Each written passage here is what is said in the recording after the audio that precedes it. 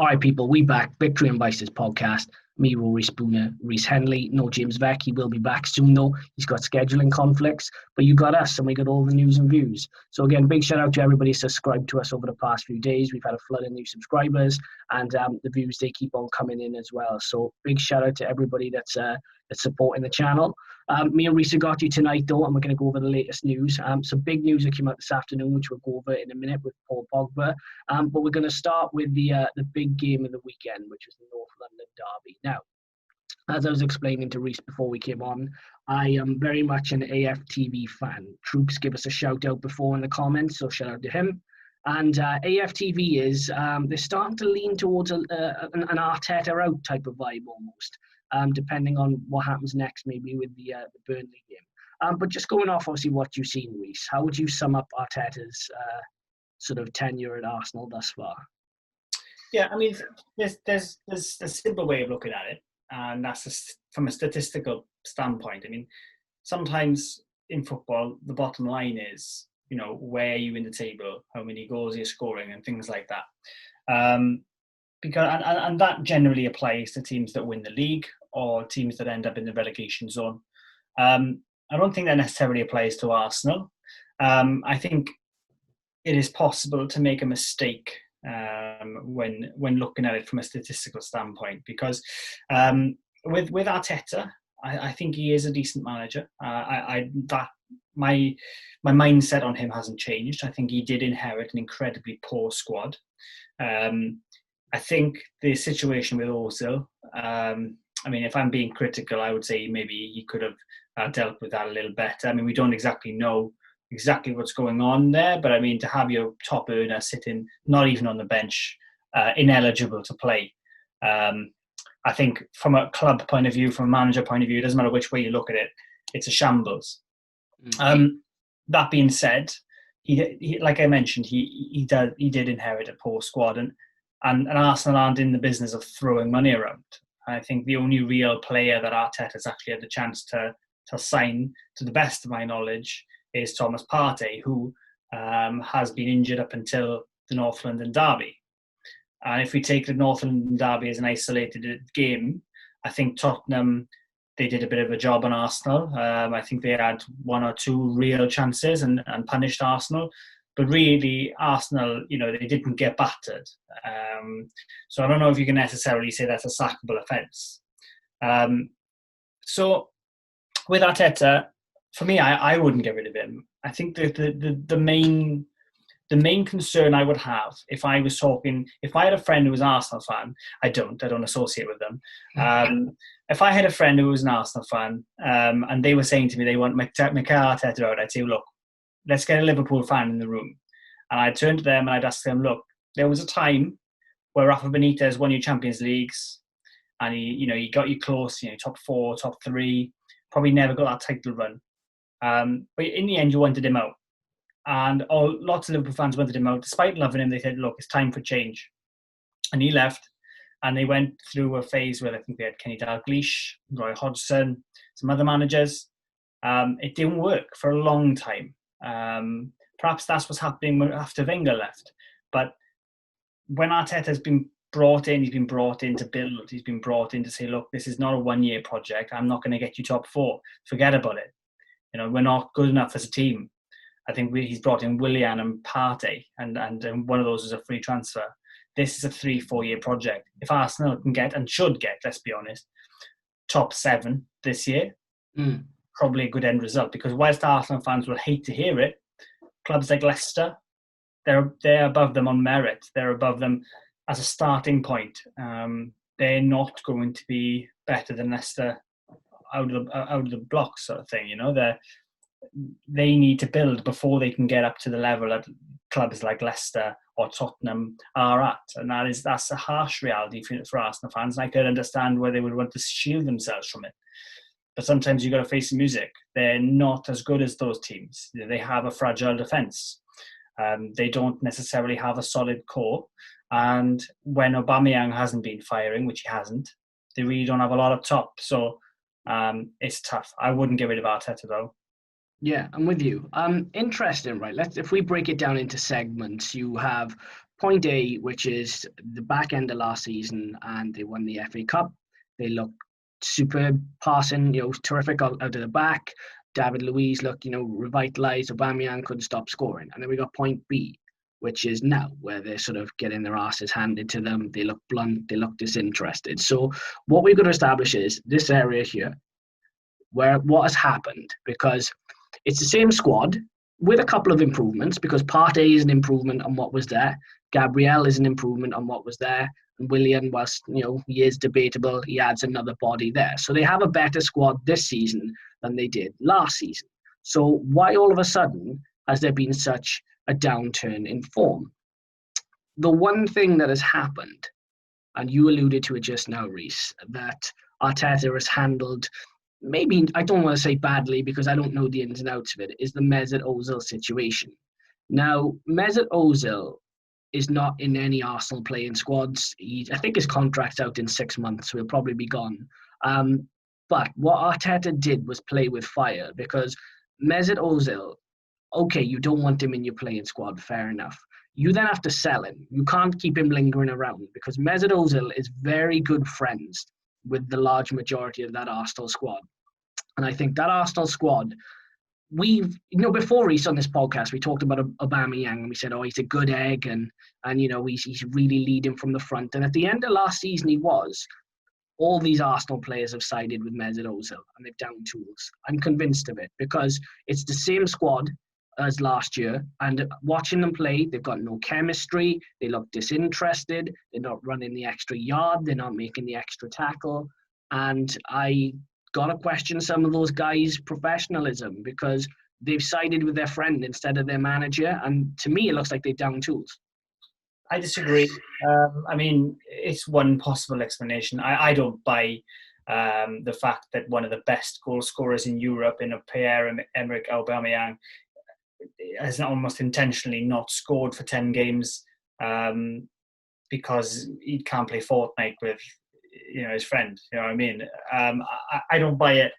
I think if we draw a parallel between Manchester United and Arsenal, just for a second, just because you support Manchester United, so I'll try to illustrate a point. Yeah. Mason Greenwood, okay, he was doing the business last season, and he hasn't this season. Where to the point where you were saying that he was generational talent, he was that good. He was scoring that many goals. What would you do right now if the same players were misfiring, but this time around Mason Greenwood isn't firing? Your team's going to suffer. And Arsenal are suffering the same problem with Bukayo Saka. I think a large amount of their hopes were pinned on that young man, and he's not doing it. He's not been the player that perhaps they thought he would step up to be. And you could possibly ask the question, did they think that, were they that confident he would be that player that they put all their eggs in that basket and sort of have made a mistake? I don't know. But what I'm saying is that there's a lot of players who just haven't been able to hit those heights of when they went on that FA Cup run last season. And I don't buy that it's the fact that, Mesut Ozil is not in the squads. I think, it wouldn't be great if, one of your favourite teammates isn't able to play. That's not nice. You'd miss them on a personal level. You'd miss them on a professional level. But they had basically a full season, possibly 2 full seasons, without having him as a proper member of that, first 11. And there will be other players in that team that you will want to work hard for. If I'm playing as a centre forward for Arsenal and one of my teammates is, grafting their ass off in midfield, then I would want to graft my ass off up front. And I don't believe as a professional that sort of thing would come into it when you cross the line onto a football pitch, especially against a team that wants to hurt you, wants to kick you. I'm not buying it. Interesting you say that, because I would beg to differ. See, I fully understand the fragility of the male ego, and not just the male ego, the male football ego. There's a lot of princesses in that Arsenal squad. The only difference between last season, tactically, nothing's really changed. Admittedly, obviously they've gone 4 at the back instead of 5 at the back. but there's no difference. There's something not right with that Arsenal side. There's something lacking in terms of the chemistry. I don't see them going to war for their manager. There's an Ozil-shaped hole in that team. Let's be honest. There is. It's a mistake, but for whatever reason they can't put him in, right? So let's stop talking about Mesut Ozil. He's out of the equation. For whatever reason, they can't make that work. It's now on Arteta to make this work, make that system work, plug that gap. He can't do it. He's struggling. I think, like I said, Bukayo Saka hasn't been the player he wants him to be. I think there's a lot of youngsters. You look at Rhys Nelson, Joe Willock, a lot of players there that they've put a lot of trust in, and they're just probably not going to be good enough. So they've signed Partey. He's been out. They've been unfortunate. They have had a soft centre. They've been punished. Xhaka's positioning in certain games. I mean, I look at the Wolves game. I think him trying to defend against Adama Traore, awful. But to try and blame it all on Arteta, or to blame it all on the falling out with Ozil, I think it's a bit reductionist. I don't know. I think that you're right in saying there's a definite lack of quality, and one of Arsenal's main problems is they can't adjust that squad in one transfer window. If you could adjust it in one transfer window and make 5, 6, 7 signings, you could then go, okay, we've got a starting point. But Arteta, I mean, will he see the will he see the January transfer window? I don't know. Will he see the summer one? I don't know. But I definitely think certain players in that squad, they feel like Mesut Ozil has been mistreated, and they've probably lost a little bit of faith in their manager. As for the lack of quality, you're right, yeah. There's players there that are probably good players. You know, they're solid Premier League players, but they're not going to take Arsenal to where they need to go. So what happens next is anyone's guess, I guess. They've got the makings of a good team, though. I'm not going to sit here and say that they are lost cause and that they're going backwards and try and give Roy Keane vindication and say that they could go down, and of course they couldn't. They've got Kieran Tierney, who has been brilliant for them, I think. Yeah. Bernd Leno, who is in an excellent run of form. They've got Gabriel, who's a decent start to the season, but I like Gabriel too, by the way, good player. There are players. They've got Thomas Partey. They've got Willian, who's been a solid Premier League player for a long time. Lacazette and Aubameyang are both competent forwards, if not world class. So there's a spine of a good team there. If they were to sign 7 or 8 players, we could sit here and have the same chat about a team that clearly hasn't gelled. The thing we would say about Arteta is, yes, they could get rid of him. They could dispense of him, and they could bring in, a manager from Europe, just to pluck a random name out of the sky. They could bring in Luis Enrique, and things could go well. They could not go well. But Arteta's trying to build something. He's got a project there. He has a tangible style of football that he wants to implement in the team, and he knows it's going to take time. He has the luxury of Arsenal not being a club that are used to top 4 finishes anymore. He doesn't necessarily have to hit that height. He hasn't been afforded the money to demand it. And so Arsenal fans just need to get off his back, let him get his squad together, and just let the team gel, let the team do their thing. And I'm sure that style of football will pay dividends in the end. I mean, we talked, 2-3 games into the season about, the way that football was going. And it's anyone's year, given the fact that it's COVID. We've talked about, different clubs like Everton or Brighton having a great start. They've fallen away. Things level themselves out. Over 38 games, they level themselves out. And where Arsenal are 15th, 16th in the league now, 5 points ahead of the drop? In 30 games' time, where it all plays out, they'll be 6th, 7th, 5th, around that region.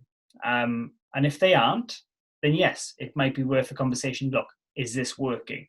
Arsenal finished at 11th, 12th. Then yeah, you could go, okay, well, that's just not acceptable. That's, you've grossly underperformed, and you can go. But at this point, too many extenuating circumstances. Yeah, I'm interested to see how the Arsenal fans react. I think expectations were probably quite high, given how they ended the season. The FA Cup win, and they were playing such great football, and Aubameyang couldn't stop scoring. So I guess time will reveal all, and we'll see how it pans out. It will. But the only drawback from what I'm saying there is that I am being generous. I mean, there's a lot of managers out there who I wouldn't say this about. But I personally have a gut feeling that Arteta is the real deal. But he really hasn't done anything in management. He has not done anywhere near enough to be afforded the luxury of performing so poorly result-wise for a sustained period of time. So whether the board agree is another thing altogether. Yeah, Arsenal fans obviously get in the comments below. Let us know what you think about it as well. But something we'll keep an eye on over the next sort of couple of weeks and months as it develops. All right, the other big news tonight. Oh, man. Oh, I was heated when I saw this. Oh, I was heated. Paul Pogba. Now, I think me and Becky discussed it on a previous podcast. You might have been possible. It is possible. I'd say it's very possible. It's more than possible. It's definitely happened. So Paul Pogba's agent, Mino Raiola, shameless plug. We did a terrific video about Mino Raiola, which is on our YouTube channel, so go and watch it. Mino Raiola's come out on the eve of Manchester United's biggest game this season against Leipzig, a game which is potentially going to define their season already in December. And Mino Raiola's come out and said Paul Pogba is finished with Manchester United. He's done. Paul Pogba has done absolutely nothing to stop his agent come out and speak about it. He's done nothing after the comments were made to reassure Manchester United fans that his head and his mindset is 100% at Manchester United. Raiola has come and has just dropped a grenade in the middle of the football pitch. I can't begin to describe to you how infuriating as a Manchester United fan those comments are. We all know Pogba is going in the summer, potentially even January now. We knew this was going to happen anyway. Pogba hasn't justified a renewal.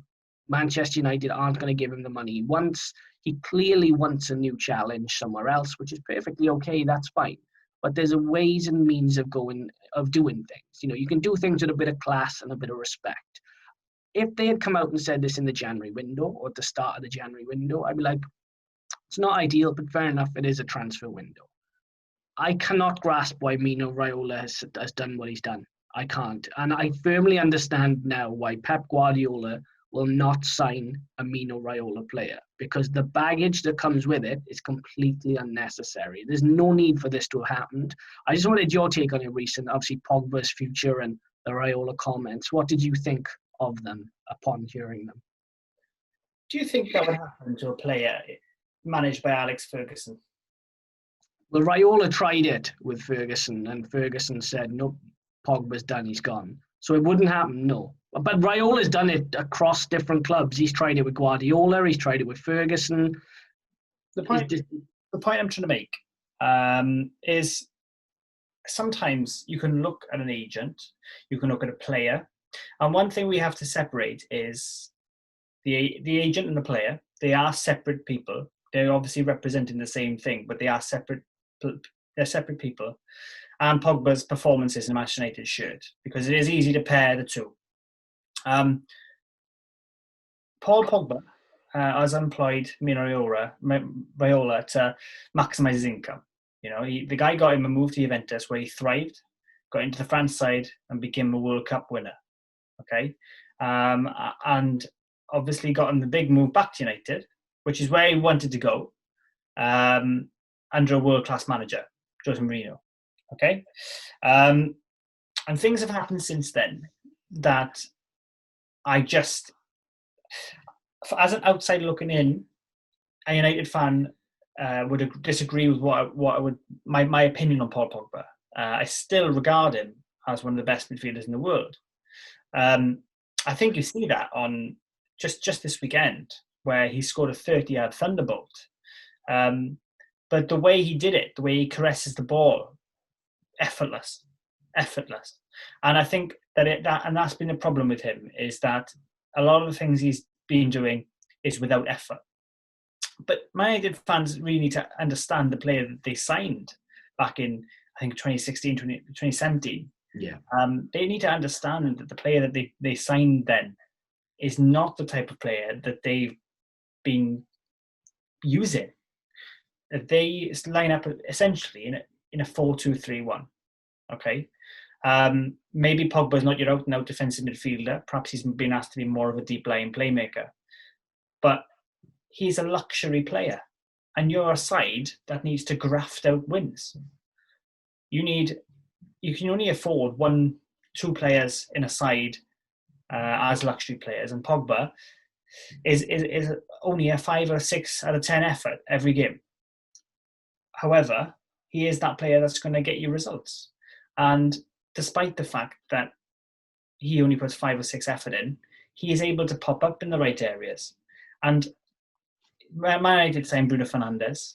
I think when he was under Jose Mourinho, he was better with Romelu Lukaku as well when they first went there.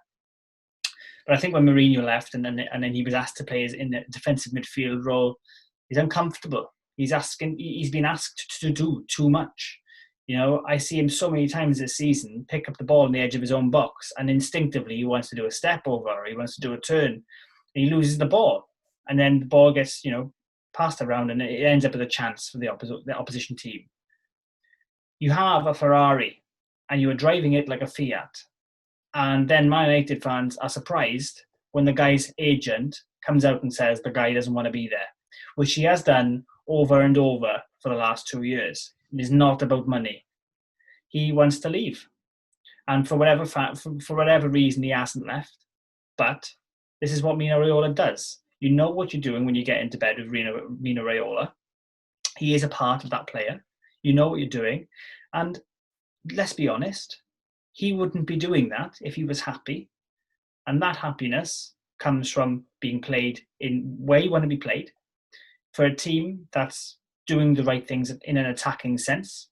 This guy has never been in a team that hasn't dominated games. He's being asked to do a lot more defending than he can do, and he's looking bad as a result. Man United fans never really warmed to him, and a lot hate him now. And I know that if they saw him in and around Manchester, they wouldn't show him much love. So why would he hold any affection at all to the club? He's had about 4 different managers since he signed. And I think two different managers since he signed, one of which is clueless. He's done nothing in the game that Pogba needs to respect. And back to my question about Alex Ferguson. If he was in charge, do you think that he would be man-managed in a way like this? He would have been able to hold Man United to ransom like this? Of course not. It's bad management by Ole. It's bad tactics. And it's all resulted in Paul Pogba being alienated. And I'm not surprised. I don't buy the whole tactic thing. Paul Pogba for France won the World Cup playing in a midfield 2. The exact same role Manchester United are asking him to play now. Yeah, they won the World Cup playing in a midfield 2 or 3, with Pogba being the more advanced playmaker in that team. More than that, they were able to dominate games through their use of attacking fullbacks and world-class defenders.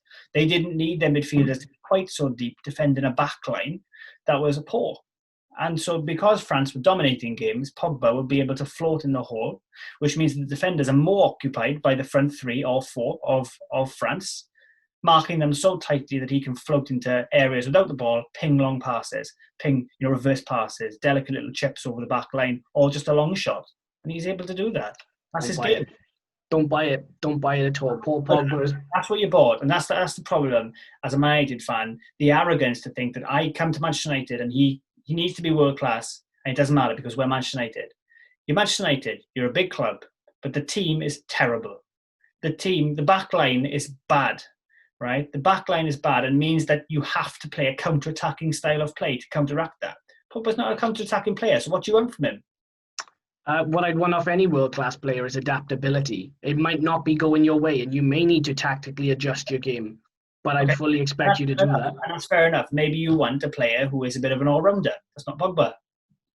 No, it's clearly not. No, I think, with that being said, if you can't tactically adapt, how could you ever be world-class? That's what I would say. I mean, that's true, but you could apply that logic to pretty much any player on the pitch. A goalkeeper's not going to be world-class at centre-forward.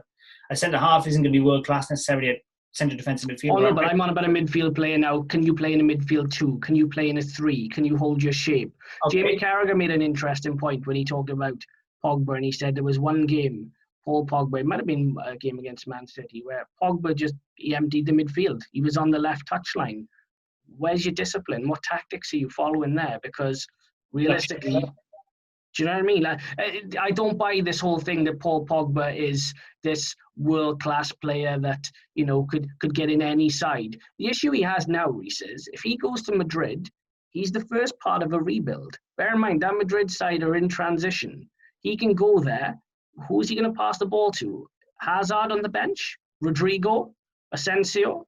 He's going to have big problems on his hands because he's not walking into a Madrid side that's got Di Maria and a prime Benzema and Bale and Ronaldo.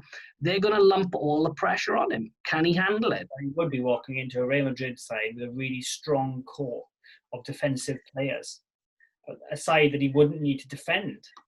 Have you seen Madrid defensively lately? I mean, out of form, but they've still got a world-class goalkeeper. They've got an experienced right-back in Carvajal. They've got Varane at centre-half with Ramos, arguably the best centre-half partnership in the world, and a good choice of left-back between Ferland Mendy and Marcelo. That coupled with the fact that they've got Casemiro, who is arguably one of the best defensive midfielders in the world, Pogba's not going to be asked to be the main, or protecting the back four. It's not going to happen. And whether he has to be this deep line playmaker, or whether he can play as a 10, or just have a free role in midfield, I'm not sure. I don't know how he would be used. But believe me, he likes to play in one half. And that half is not the half where your goalkeeper plays. And because Manchester United spend a lot of their time in that half, he doesn't thrive. And yes, that's his fault. That's not his game. Yes, he could put more effort in. But ultimately, you've signed a certain type of player and you don't play in the type of way in which he can be effective. And it is almost ridiculous saying that he's lost his talent.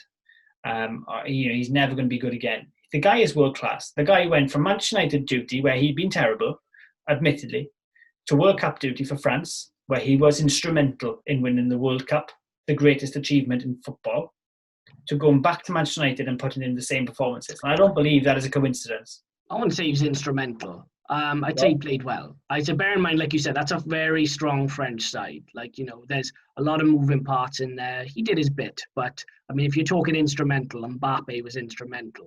Changing to a number 9 and having Giroud, so the other players have got someone to play off. That was instrumental. I don't think Pogba was that instrumental. He pulled a few strings. He did well, but I beg to differ on that one. But, I mean, look, Pogba, he'll get what he wants now. He'll get his move to Madrid, or he might go back to Juventus. It's hard to say. But even if he goes back to Juventus, who are you going to pass the ball to? Ronaldo? He's 35. He can't go on forever. He's going to be part of a rebuild, and he's going to struggle. It's a complete hypothetical here, right? Because he could leave. That, and by what Mino Raiola is saying today, look, we know he's full of hot air. We know this could be all part of a ploy to get a wage rise or a goal bonus or something like this. Or it could just be complete bullshit. We can't know for sure until news comes out that Pogba has left Man Utd or he signed a new contract, whatever's happened, okay? But let me make a bold prediction, is that let's say that Ole loses tomorrow, loses the Man City derby. It is not implausible that he would be sacked. I don't think it would happen that quickly, but it's not implausible, what I'm saying. Yeah. If he was to get sacked in the next month or two, and they were to bring in a manager such as Luis Enrique, someone who can bring an attacking brand of football, someone who can get that team and just go, I need you 15, 20 yards further up the pitch. And I need you to be able to create more chances, move the ball quicker. And if they were able to do that, manipulate the ball and play their game in the correct half, then I think you would see Pogba play more games. And I think you would actually start to see him thrive. I think you'd start to see him in the type of form that Kevin De Bruyne has been in over the last couple of years. It's a bold prediction, but I think as long as Man Utd were playing the right type of football, or the team that he was to sign for were playing the right type of football, I think he would thrive. We'll soon find out when he gets his passport ready and goes to Madrid, because he ain't doing it in Manchester United. Look, he is he a good player? Yes. World class? I'm going to say no, because I've seen players like Xavi and Iniesta who are real world class players, and they would have a field day with Paul Pogba. He doesn't get close to them in that bracket. I don't even think he's as good as Kevin De Bruyne, if I'm totally honest with you. I'm not saying that he is, and he isn't. And that largely is a conversation about what justifies world-class consistency or how good a player can be on their day. I think it's probably a combination of the two. It is. He's not been nowhere near consistent enough to be considered, in the world's elite. But we all know if you build a team on paper, in reality, and it has Paul Pogba in it, he would be one of the first names you pick in world football. And that's a fact. We'll soon find out. This Madrid move, I'll be watching La Liga very, very closely because, look, let me tell you, a lot of fans have dissed Paul Pogba, maybe rightly or wrongly.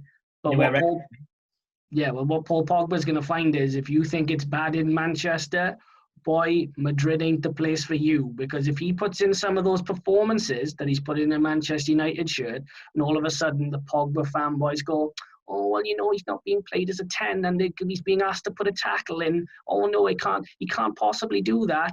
They are going to eat him alive. I seen the Nicholas Anelka documentary. They were in his bathroom watching him shower. They don't give a fuck. The Spanish press will eat you alive. He better be prepared, I'm telling you, because that's not an easy move. And I'll leave it at that.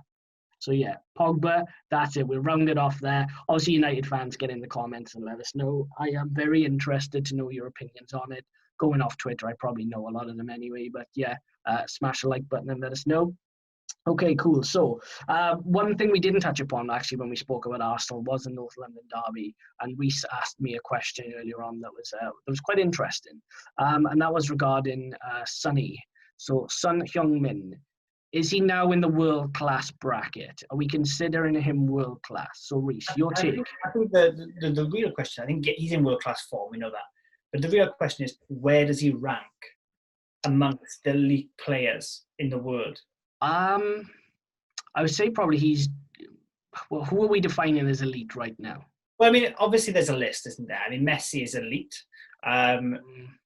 He is elite, right? He's the best. No, he's talking about his prior achievements are elite, but Barcelona right now are like 13th in the table. So it's irrelevant. I mean, Messi's the best player in the world. Arguably, there's two, isn't there?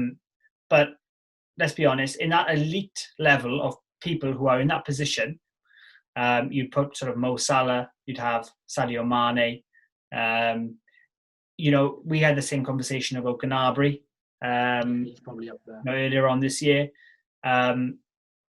There is a small group of players that Son, prior to this year, probably prior to the season, was not in.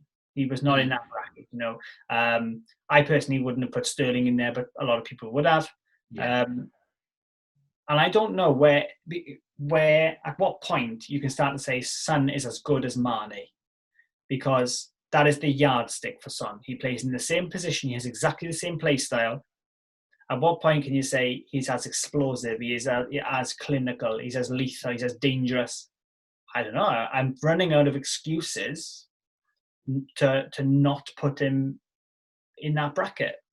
I would put him in that bracket. I think he's firmly in there. I think if you're going to look at who you would take as sort of an attacking player in the final third, he's head and shoulders above pretty much everybody almost. As you say, you could maybe discount Mane or Salah. But, I mean, if we're, for example, making a comparison, and I say to you, Rhys, do you want Anthony Martial or do you want Son? Like, it ain't even a hard debate. It's easy, of course it is. But then someone asks you the question, Rhys, do you want Neymar or Son? And you start to think, well, actually, Neymar is unbelievable. But Son is in this form, and he's done this over the last year. So, where are we ranking them? I don't know. Because up until this point, if you asked me best left winger in the world, I'd have probably said Neymar. And then I would have said probably Mane after that. But then Son is blowing them both out the water at the moment. I suppose it depends how you want to build a team tactically, because with Son, what you also get is somebody that tracks back and works for the team. He's like he is the winger Mourinho would have loved to have had at Manchester United, because right now they cannot get a tune out of Anthony Martial, and Son is consistent. When I talk about world-class players, Rhys, what world-class players do, every single game, they will give you a 7 out of 10 performance.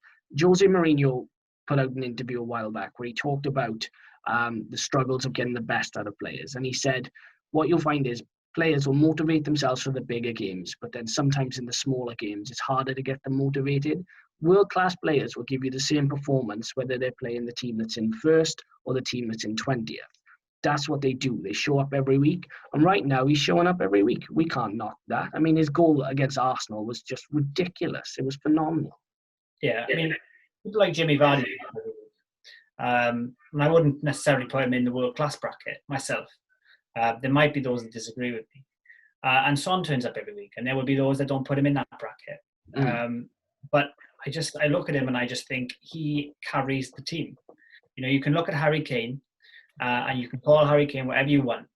But I don't believe without Son that team performs. I don't believe we've got that kind of ability to stretch teams. Harry Kane has dropped to a 10 this season, and I've been incredibly impressed with him. But Son is the main man in that Spurs side. And if he fires them to, I won't say a title win, because it's quite a stretch for a team that's not really troubled the top two at all, ever, to just go and win a title just like that. If they can go and challenge top two, and possibly even win a title, maybe win the Europa League. At what point are you saying, well, Son, you know, you could be in the conversation for the Ballon d'Or? He's been that good. Yeah, that is the yardstick now for him, is trophies. Once you start adding trophies to your resume, nobody can dispute you. They can always turn around and beat you with that stick and go, yeah, but, you know, in that final, he never really showed up. Or, you know, that semi-final, they didn't really get going and they didn't do nothing. If he wins a major trophy, all of a sudden people go, okay, right, he has to be in that bracket. So, again, I'm interested to get people's opinions on it because, as you say, Rhys, it will rightly or wrongly split a lot of opinion. Players like Vardy and Son, what do you think of them? And let's be honest as well, the goal he scored in the weekend, that's not the type of goal that you score if A, you're not confident, and B, that's not the type of goal you score if you don't have the ability. You know, the goal he scored, a bend, it had whip, it had power. It was past the goalkeeper before the defenders could even turn around. The guy is lethal. You know, he is one to watch this season. I know we all know how good Son is, but I don't think we actually understand or appreciate just how much that guy has come into his own now. Yeah, no, I fully agree.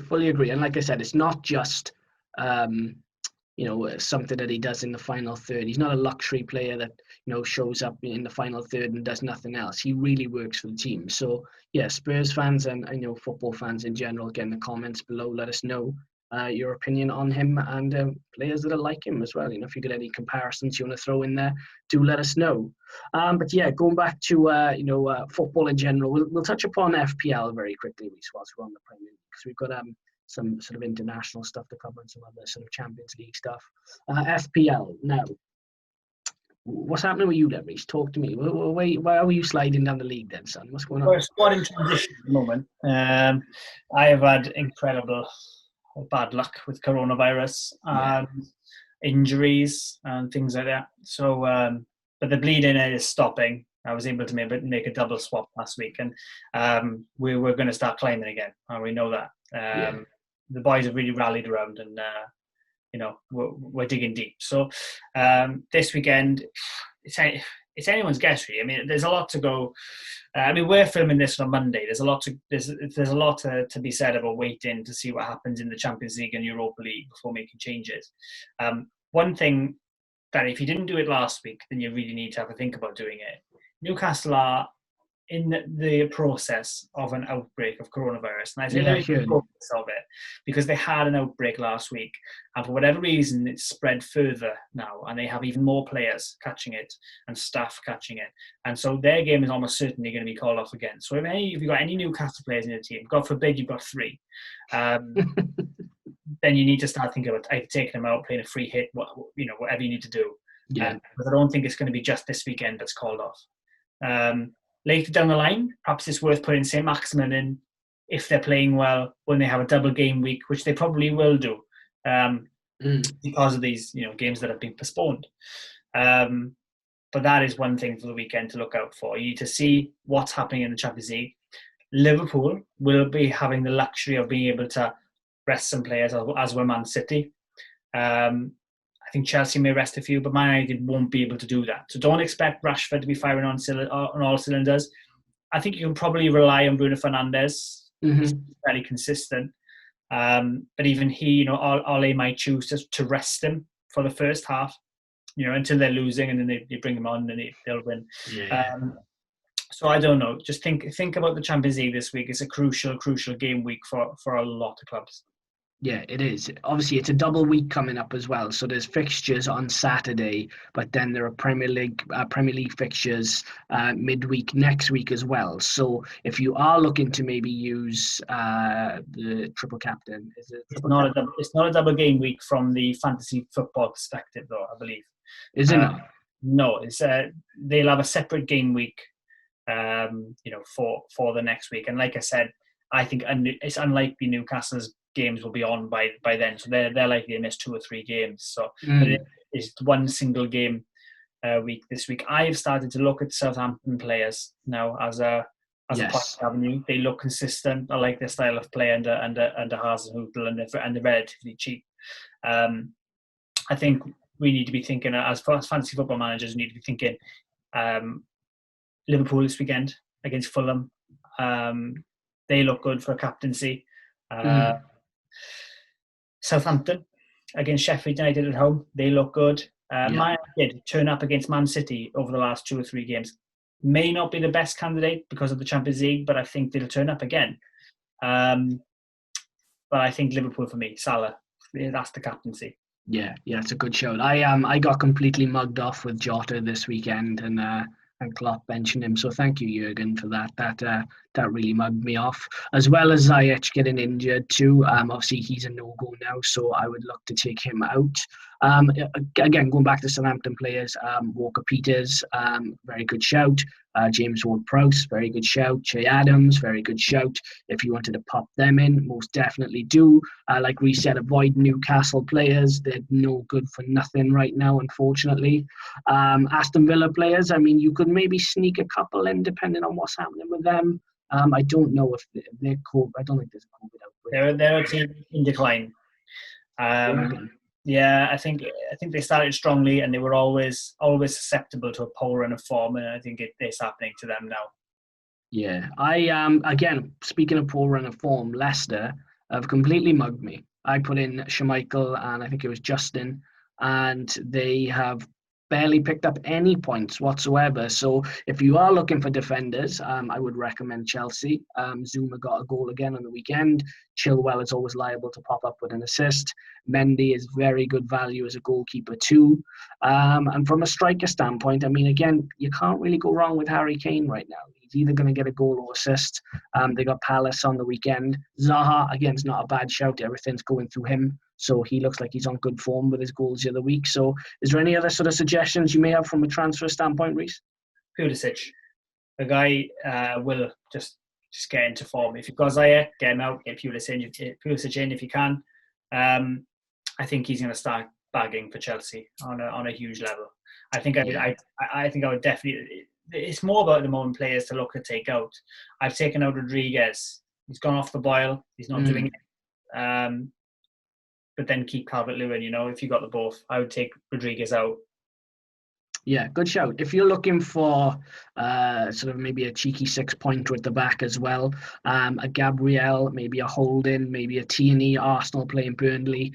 I don't think Arsenal will concede, but I don't think they'll score loads either. So that'll probably be quite a low-scoring game. So if you are looking to maybe build from the back, I would certainly recommend it, maybe a few Arsenal defenders.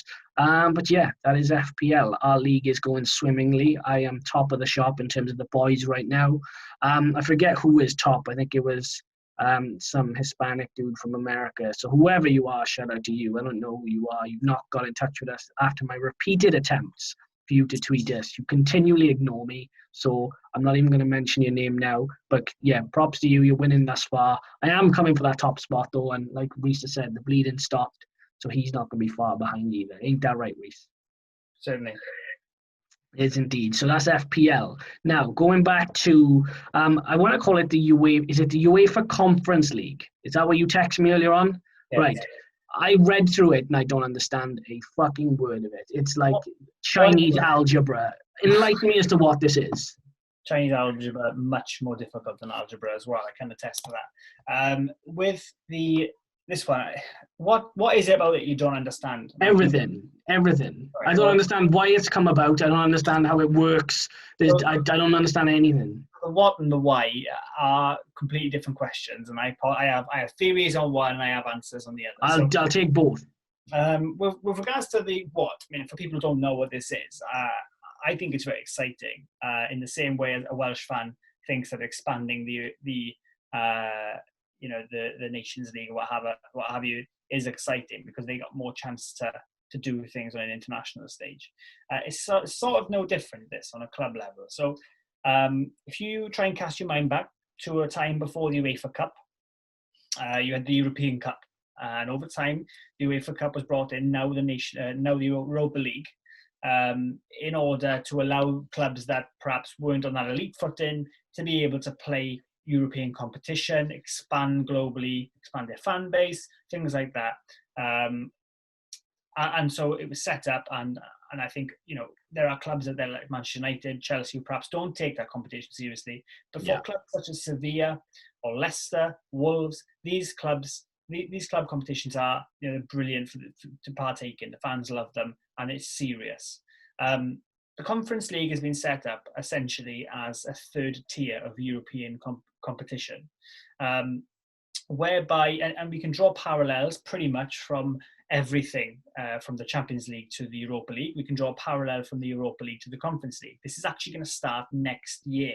And the final is going to take place in Tirana in Albania with a crowd capacity of 22,000. Probably with COVID taken into account, it'd probably be 150 people allowed in by then, all wearing masks and spaced out 10 meters apart.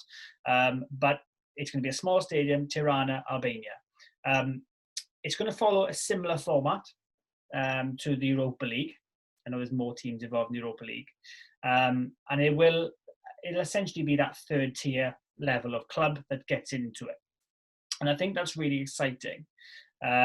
We've gone into the whys and why you might want to be partaking in it. It's exciting. There's clubs like Newcastle, like I'm a Newcastle fan. If we can manage a top 8, top 9 finish, we'd get into that more than likely. I don't exactly know what the bandings would be in different leagues, but you'd imagine an 8th place finish in the Premier League, or maybe an FA Cup runner-up medal, perhaps that'll get you in. It's yet to be decided how you qualify. But it's exciting to get into it, to get those European nights under the lights again. Leeds United would love that, because they're not going to get Champions League, they're not going to get Europa League, but they might be able to get a 9th, 8th place finish. Sheffield United would have that this year had it been in place. So I'm definitely really excited for it. And the way it would work then is that the Europa League qualification. So, for example, I think TNS of Wales win it this year, and I think they Connors Key perhaps one of them as well, and one of them lost in the last qualifying round, didn't make it through. If that was this year or sort of next year, then they would have dropped into the Conference League as a result, in the same way that the Champions League qualification they drop down into the Europa League. Okay. And whoever ends up winning the Conference League gets a qualification spot into the Europa League. And it's kind of a way to say, if you're good in competition but you can't sustain it over games, there is a chance that you could win the Conference League to get into the Europa League, win the Europa League to get in the Champions League, all the while finishing ninth in the league. And then obviously the sides that finish third in the groups in the Europa League then drop in to the Conference League. So it is essentially the exact same thing as the Europa League, but for lesser clubs. We might see teams like Aberdeen in there, Celtic dropping in from the Europa League. You might see a Newcastle in there, for example. You might see an Everton in there. Somebody who just doesn't, miss out. There's lots of clubs, throughout Europe, like fallen giants as well. If you look at teams like Lille, who are in the Champions League at the moment, but sides Arsenal. Arsenal, Werder Bremen, Wolfsburg, lots of different sides who they're not doing it at the moment, and they need to get that culture back in. They need to educate their players on what it is to be involved in European competition, what it is to win a European Cup tie on a Wednesday night. a cold Wednesday night in December, how good that can be, how rocking a stadium can be under the lights. I think it's good. I think it'll instill a winning mentality, a competitive element to things, and all those ties will be played on a Thursday night alongside the Europa League. I want to get not just yours, but I want to get everyone's opinion on it, because from my perspective, I'm a Newcastle fan. I would love it. Get as many competitions in there as possible. We probably need one underneath the Conference League to qualify for it. Yeah. But I'm all for it. Yeah.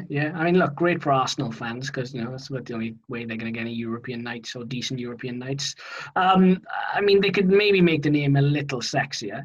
The UEFA, I know, on the resume, I won the Conference League. Rhys texted me earlier on and he said, do some research on the Conference League. And I thought, why am I researching the English Conference League? It's like a 5th division. I was like, Rhys, why am I doing this? And he's like, no, it's the UEFA. I was like, right, okay, this makes more sense. I'll be honest with you, I'm not against it. It's interesting, I suppose, that managers talk about a fixture pile up and then we add more fixtures. So from that standpoint, that's interesting. It would be interesting. You see managers like Chris Wilder, Graham Potter, and say, it's not a problem, it's not a problem. I'd love to see if they change their tune. I'd love to see that. Going, actually, it is a problem. There's managers out there who've never experienced European competition, don't know what it is, and they don't know anything from the sports science point of view. They don't know anything about keeping their players fit, keeping them safe from injury. It'd educate a lot of people. It would be a learning curve, but I think it will be more important for those clubs like TNS, like I mentioned. Clubs that do often make it through the second or third qualifying rounds, but don't quite make it into competition. Yeah, well, actually might make it into this, and they might end up playing in Arsenal. They might end up being able to take 10,000 fans to the Emirates Stadium. It would be huge for the club financially. There'd be a lot of struggling teams over there. From a financial point of view, that get that extra revenue. Yeah. No, do you know what? As a football fan, I'm all for more football. I'm not against that. It will be predominantly known as the UEFA Banter League. I mean, look, the Europa League, right? That gets slandered. Even I'm talking about Man United going on flights to Uzbekistan, on a Thursday night if they lose this week. So yeah, the UEFA Banter League is going to be. It's going to be interesting. TNS against Aberdeen. I probably wouldn't watch that, but I mean, look, we're all football fans. And as a Man United fan, you're not going to be content with Europa League. It's nice. It'll be a notch in your bedpost essentially when you win one. But you're not going to have street parties for it. It's not going to be open bus parades. But as a Newcastle fan, I can tell you the most enjoyable game of football I've ever been to see live is Newcastle in the quarterfinal of the Europa League. I've not seen a big Champions League night as a Newcastle fan. I'm not old enough. And it was everything. The fans loved it. It was amazing to have that back. And I believe it would be the same way with the Conference League. Maybe not for clubs like Arsenal. Maybe they would see it more as a qualification process. But for other clubs, I think it would be huge. Yeah, don't get me wrong. There's some die-hard fans that would love it. I went to watch Swansea play. I want to say maybe Ruben Krasnodar. I can't remember who it was.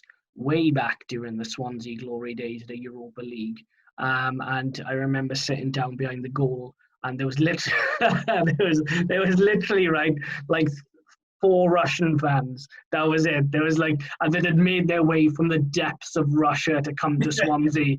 And Jibril Cisse scored a penalty in the 89th minute to equalise, and they went fucking off. So for people like that, right, I understand why they would like it. I get it. It's a novelty, that can sort of maybe brighten up a dull season. So I'm not against it.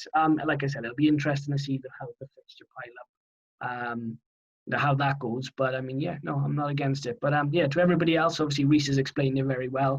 Get in the comments below and let us know your opinions on it too.